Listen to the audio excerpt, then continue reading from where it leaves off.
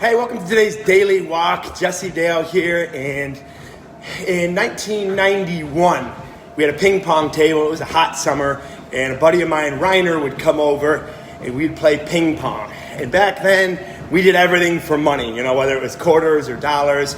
So what we would do is we'd play $2, $3 a game, and he was just so much better than me. He would serve it, ball would come in my court, bam, right in the net. Ball would come in my court, bam, too far. Oh, and I was frustrated. And to pay him his money, because he wouldn't play if we didn't play for money, I had to go, I weeded gardens, I cut grass, and we'd play pretty much almost 2-3 times a day until I was out. I mean, a lot of times he was taking $10, which was a lot. That was one lawn I had to invest in to play this guy in ping pong. And over that summer, he beat me 21-3, 21-7, 21-15 once in a while. But what am I saying here? The investment of showing up was paying off. There was growth happening in each game. Now, I was still losing money. I was still losing self-esteem or ego. He wasn't the most grateful winner or gracious winner. He'd rub it in. And by the end of that season, I kind of did look back. What kept me going was I was getting better. Okay, and I didn't put it at the time, but the only way I was going to get better is investing in this game and playing and losing. Losing was the only way. Playing someone superior was the only way that I was getting better. So if we look at my ping pong career in year one, we were in the red, wasn't feeling that great, wasn't extremely enthusiastic to show up to work, and I had a side job to fund this business that was losing money. I was, I was cutting grass and weeding gardens to fund this ping pong business. And then the summer went away and the winter hit, and we didn't hang much in the winter for whatever reason. His name was Reiner. He lived a little bit of ways, and he would ride his bike over in the summer. So in the winter, I kept playing over and over and over, and I'd try to find people better, and sometimes there were no people. I'd bounce it off the wall, and then the sun came back, and the next summer came, the summer of 1992. And I was still weeding gardens, and I had some snow blowing money then, and he knew it. He was the first to come over. Hey man, we're gonna do some ping pong. Let's up the ante this year. We played for $3 last year. He would say, let's play for $5. Now he was asking for more of an investment. And we played our first game, and I beat him 21-19, very margin. He's like, that's crazy, man. All right, let's go for 10 this game, man. Well, I was already up 5, so yeah, let's double down on it. Play it again. I think I beat him 21-15. And here is the miracle. The third time I beat him, he quit. He's like, I'm done, man. I'm like, bud, I played you every day last year, and you whipped my butt. We just played 3 games, and what do you mean you're done?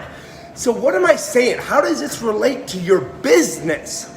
Well, when you show up and you're in the marketplace against maybe competition that are kicking your butt, but you show up and you're putting it in the net, you're hitting it long, you're frustrated, you're losing money, you got to get a side job just to pay for this business of yours, and it's been a year, and you're like, man, oh man. But if you look back in that year and you've seen growth, that's what keeps us going as entrepreneurs, that growth.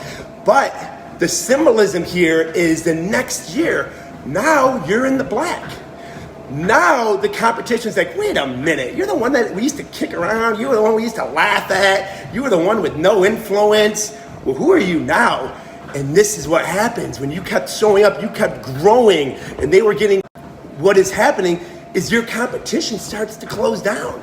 Just like this did.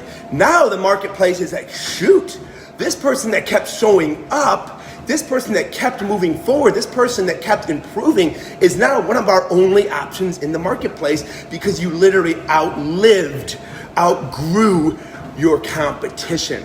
In today's days, I have a really close friend, he does event planning. And his first event, he went all in. I mean, here's the baseline for the events that we would do. We do the similar events. He took it to the next level. And his first year, he lost money from his kids' college fund, from his personal. He went all in and went all red in his business. But then the next year, he showed up again. And guess what? This isn't the tale, the like happy-go-lucky Disneyland tale. He got lambasted again financially the next year, but not as much, okay? He improved, he learned, he got better, because we get better from our losses. That's one of the key things that I'm saying here. We get better from being in the valley. He lost a little bit less, and I remember him and I talking, and I'm telling you, he is sitting on a huge opportunity. I think he's starting to see it too, because it's growing and it's growing. But the same thing happened. Other event planners, when he went all in and he could have cut corners, he could have cut expenses, he probably could have made money his first 2 years, frankly, but instead he went through with that polish, okay, and he kept learning and growing, and other event planners started saying, you know what, I can't compete with that. You know, they would call him crazy, you know, you're stupid, you're losing money, and all the naysayers, but they couldn't keep up. Because the marketplace was starting to be like, whoa, what this guy is doing is amazing. And I already told you, we planned similar events. We had a choice, step up or step out. So what am I saying here? What I'm saying is that when you surround yourself by people who are better, like this guy, they will level you up. They will force you to level up. Now, like back in the ping pong days, it was go big or go home. Like the competition made him quit, okay? So adversity is either going to make you paralyzed and quit or level you up. So now this guy's one of my best friends. We talk about our events. We don't agree all the time, and we're leveling up together. And it is going to be a glorious day. I am going to hug him and his entire family when his events reach the even half the potential that I know they can reach, because I know that day is coming. How do I know that day is coming? I just got done telling you it's losing money. I know that day is coming because this guy keeps showing up when he's losing, and that is making him better and better and better. And people are seeing it, and they're seeing the polish of his events. And they're like, wow, that is awesome. He ain't going away. I want to invest in this event. I want to be part of this event. And it is happening. And the event is paying off in so many other ways. So that would be the third point I'd like to bring to you is, when I was losing in those games, when I was getting laughed at, when I was financially losing in those games, I was experienced the biggest gift in the world, and that was the gift of improvement and the gift of growth. If I would have just said, you know, I'm not going to play you anymore, I'm not going to make this investment, I'm just going to play people I know I can beat, I'm going to play my 7-year-old nephew, I would have never had any growth that entire season. So your business, if you're playing it safe, you're cool in the comfort zone, maybe making a little bit of money, maybe doing a little bit of giving, maybe creating a little bit of employment for people, there is no growth in that mediocre zone. Growth is in the trials and tribulations. Growth is when you say, all right, I'm going to step into the unknown. I'm going to believe in myself. I'm going to invest in myself. And you know what? I'm going to marry the process and divorce the result. We don't level ourselves up with the expectation to make more money. We don't level ourselves up with the expectation to have this huge growing influence. We level ourselves up to grow and experience the abundant joy that we're meant to have and to give more, which contributes to that growth. That is why. So we don't do it for any expectation other than growth is life and contribution is joy. That's why we grow. Now here's the thing, it's the law of the universe.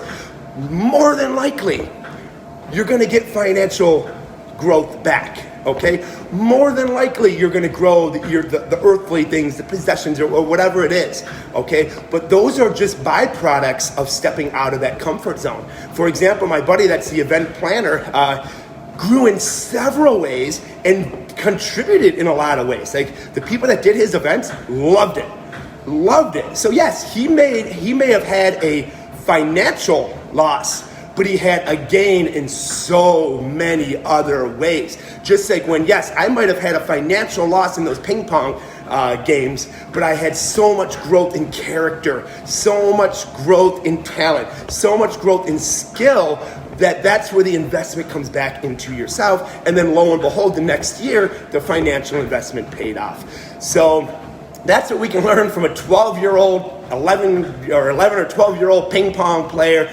And I hope that these are some words that can help you continue to grow your business or get into a business that you feel resonates in your heart. You guys have an amazing rest of your day. Keep growing, keep contributing, and keep living out your calling.